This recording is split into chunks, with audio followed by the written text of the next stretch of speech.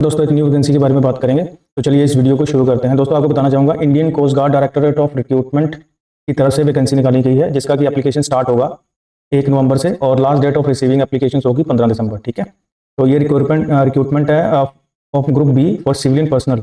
ठीक है, तो जो भी इसमें अप्लाई करना चाहते हैं, जो इसमें एलिजिबल हैं, वो इसमें अप्लाई कर सकते हैं। लेकिन आपको मैं पहले बताना चाहूँगा, जिसको भी इसके बारे में फुल इन्फॉर्मेशन चाहिए होती है, वो वीडियो को अंत तक देखें, क्योंकि आपके 5-7 मिनट तो जरूर चले जाएंगे, लेकिन आपको इस एडवर्टाइजमेंट को बाद में अपने से ज़्यादा डीपली पढ़ने की जरूरत नहीं पड़ेगी, क्योंकि मैं हर वीडियो में जस्ट आउटलाइन बताता हूँ जो आपके इन्फॉर्मेशन के लिए जरूरी होती है। रेस्ट आप एडवर्टाइजमेंट को वेबसाइट पे जाके अच्छे से रीड आउट कर सकते हैं। ठीक है, तो चलिए इस वीडियो को शुरू करते हैं। तो दोस्तों सबसे पहले जो इन्होंने बताया हुआ name of post, number of vacancy, qualification, age limit, ठीक है, और कहाँ कहाँ पे इनकी वैकेंसी है, ठीक है, उसके बारे में हम बात करेंगे। Chargeman general central service group B, non gazetted, non ministerial, pay matrix level 6। ठीक है, नंबर ऑफ वैकेंसी कितनी है?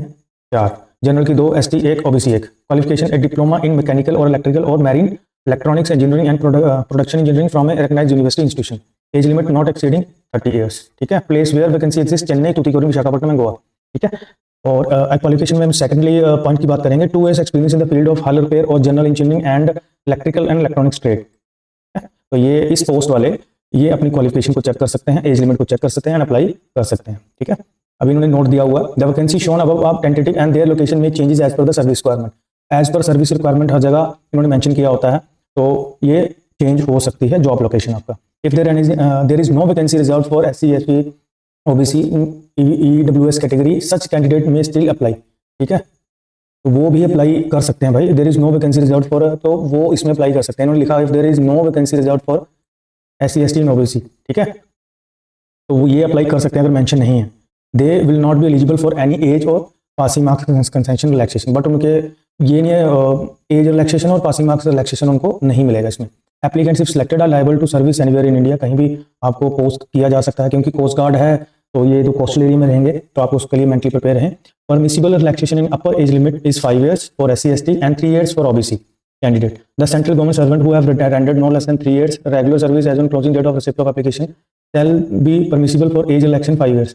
तो भाई इनको भी 5 साल का मिल जाएगा। ये एक बार रीड आउट आप कर लीजिएगा जो भी इसमें पढ़ रहे हैं। ठीक है, crucial date of determining the age limit receipt of application 15 दिसंबर तक आपको इसको फिलअप करना है। ठीक है, एब्रीविएशंस आप चेक कर लीजिए, जिसको नहीं पता है या पहले पता थी या नहीं पता है तो आप देख लीजिए। इनका ये यूआर का मतलब अनरिजर्व रहता है, एससी के schedule caste, SC schedule tribes. ठीक है, nature of duties job profile, the chargeman is required to undertake repair and fit of ships, boats and craft. भाई साहब ये इसका जो ड्यूटी है वो एक डॉकयार्ड टाइप में रहेगा। ठीक है, तो ये कोस्ट गार्ड के जो शिप्स रहते हैं नेवी के साथ अटैचमेंट में, इनका डॉकयार्ड में रिपेयर एंड मेंटेनेंस होती है। बाज रहते हैं, बोट्स रहती हैं, क्राफ्ट रहते हैं, तो उनके equipment, structure, machinery both of afloat and assure. ठीक है, एश्योर एंड अफ्लोट में दोनों को उसको काम देखना पड़ेगा। She has to maintain the tools and machineries in the workshop. ठीक है, तो ये सारी चीजें जो भी इसमें अप्लाई कर रहा है, आई होप कि ये सारी चीजें उसको पता ही होंगी। ठीक है, he and she has to supervise and manage his team and complete the given task in the stipulated time. तो ये चीज आप पढ़ लीजिएगा। ठीक है, इसको पढ़ने की जरूरत नहीं है, जो इसमें अप्लाई कर रहा है वो इसको अच्छे से जानता होगा।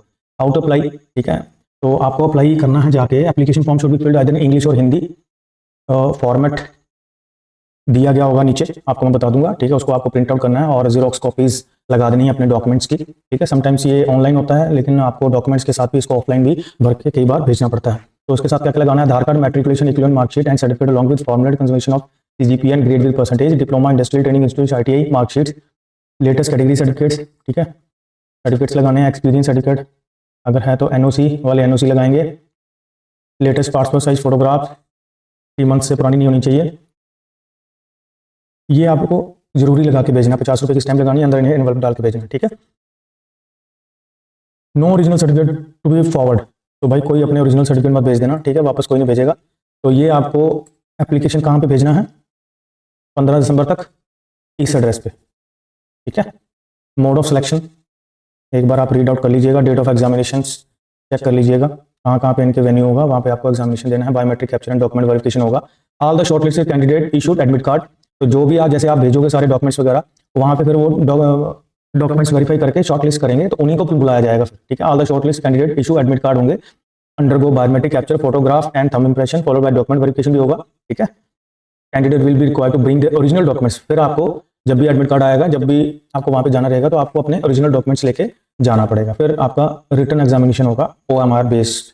ठीक है, the written examination will be optical marks recognition OMR based the question paper bilingual for written examination will consist of 80 objective type questions, ठीक है, 80 क्वेश्चंस रहेंगे, 1 marks each, correct answer and there will be no negative marking. भाई ठीक है, negative marking नहीं है, ये बड़ी कम जगह देखी जाती है, बट अच्छा है, नहीं है तो आप थोड़ा बहुत आइडिया से भी टिक लगा सकते हैं।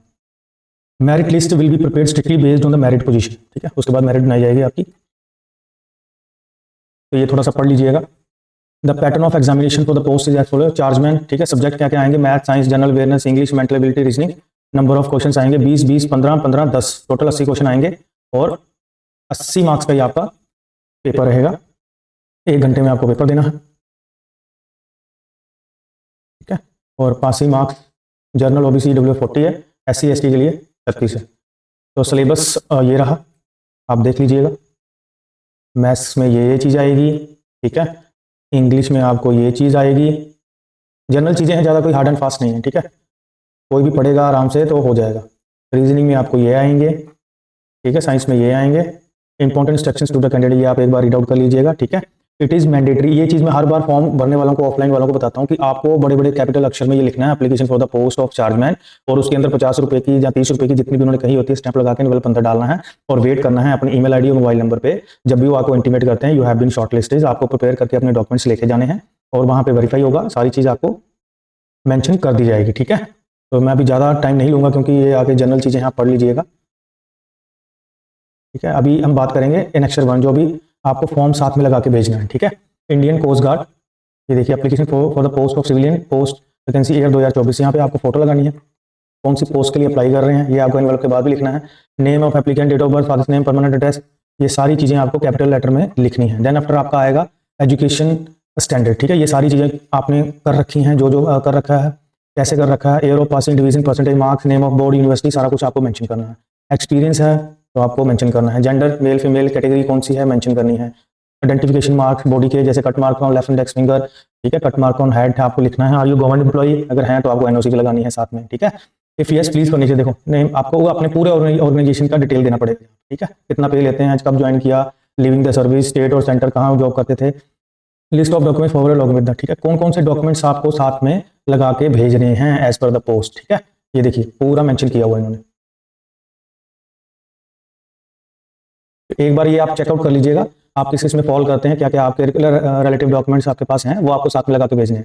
फिर नेक्स्ट आता है डिक्लेरेशन बाय द कैंडिडेट, ठीक है, जो डिक्लेरेशन होता है जो आप इन्फॉर्मेशन प्रोवाइड कर रहे हो, फॉर्म जो आपने भरा है वो डाटा बिल्कुल सही है और आप साइन करके दोगे कि बाद में कुछ आप बोलते हो कि नहीं मैंने ऐसे नहीं ऐसे भरा था, तो इसलिए डिक्लेरेशन लिया जाता है कि आप जो भी भर रहे हो आपके ऊपर यकीन करके वो डिपार्टमेंट रिक्रूटिंग अथॉरिटी आपसे एक डिक्लेरेशन लेती है। आपको यहाँ पे थंब इंप्रेशन लगाना है, अपने सिग्नेचर करने हैं, ठीक है। और एक नेक्स्ट परफॉर्मा 1 है, ठीक है, ये उनके लिए होता है form produced by the ST candidates, ठीक है, ये हर जगह सेम सैंपल रहता है, हर पोस्ट में इनका सैंपल रहता है क्योंकि उनको ये कैटेगरी में उनको अपना रिजर्वेशन लेना होता है, कंसेशन लेना होता है, तो ये हर जगह वो साइन करवा के अपने पास रखते हैं, ये भी अटैच साथ में होगा, ठीक है। नेक्स्ट आता है परफॉर्मा 2 एनेक्सर 3, आपको ये फॉर्म बिल्कुल ध्यान से कैपिटल लेटर में भरने हैं, इसलिए आपको थोड़ा सा ध्यान से आप चेक कर लीजिए। Income and asset certificate to be produced by the economically weaker sections, EWS वाले ये भर के भेजेंगे, इसलिए मैं रेक्टेंगल बना के आपको बता रहा हूँ कि ये चीज़ें किन किन को भरनी है, ठीक है, जिनको भरनी है उनको पता रहता है। यहाँ पे ऑफिस सील रहेगी, नेम डेजिग्नेशन रहेगा, पासपोर्ट साइज फोटोग्राफ रहेगी, आपको लगानी है। फिर competent authority for issue of income and asset certificate for EWS candidate भरेंगे अगेन से, उनके सिग्नेचर होंगे। एनेक्सर 4 देख लीजिए, form of certificate to be produced by other backward class applying for a post of under the government of India, ठीक है, ये BC category के लिए, ठीक है, ये सारी डिटेल आपको भर देनी है, इसमें भी अपनी डिटेल भरनी, जनरल चीज़ें हैं, कोई बड़ी बात चीज़ नहीं है। सिग्नेचर, डेजिग्नेशन, डेट और सील, ये 3 चीज़ें इसमें आपको साइन करवा के भेजनी है।